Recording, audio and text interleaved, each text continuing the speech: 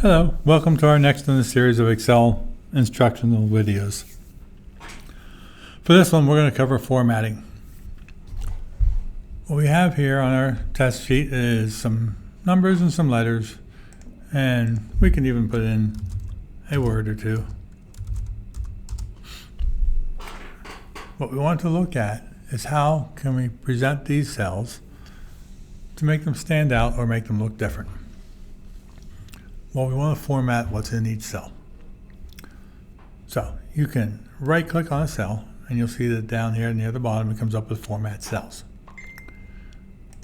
We can also highlight a section and come up with that same format cells. What happens here is whatever you have highlighted, the format will apply to. We can even highlight an entire column.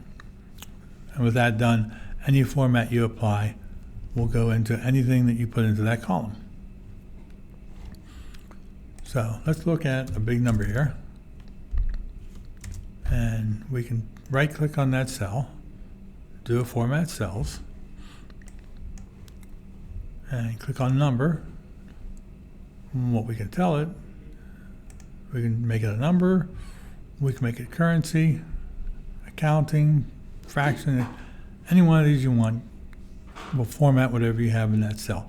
If we use number, we can tell it to use a comma separator and put 2 decimals after it, and when we OK it, you can see how the format of the number changes. We can apply it to a whole group of numbers at once. Go into format, make it a currency, and you can choose what the dollar symbol is from many countries around the world. Let's make this euros. And you can choose what negative numbers will be, how they will be represented, whether with a minus sign or red or in parentheses. We do an OK on that. Then if we say change this one here to -9, you can see how it changes to match the format. We can also highlight a bunch of lettering, come up here to the top, and we have a font name and size. We can take it and change it to any font we choose that we have installed. Let's brush script that. Can't really see it that well, so let's increase the size a little bit. And now you can see the font that we used. And we could have also used our size here and made the font bigger. You'll see how it automatically increases the size of the cells it affects.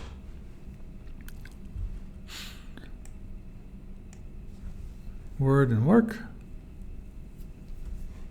We can bold that up, italicize it, and underline it.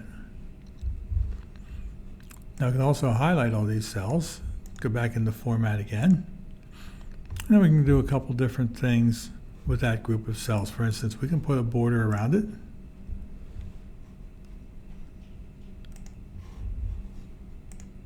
And you can see how that's outlined in a little bit darker border. Let's make that a little bit more clear by going back into that border and choosing a thicker font, thicker size for the line.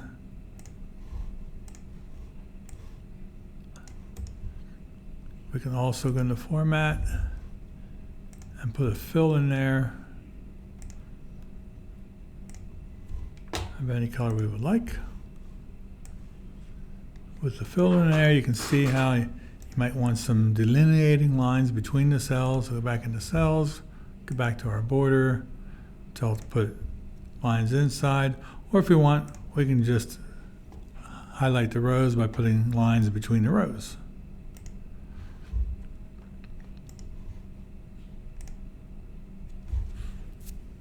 We can also do an alignment so that all the rows are centered in the column.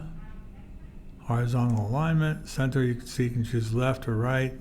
We can make a fill across the column, I like center. You can see how all of the entries center under the column heading. Can't see it too well, you think we should have vertical.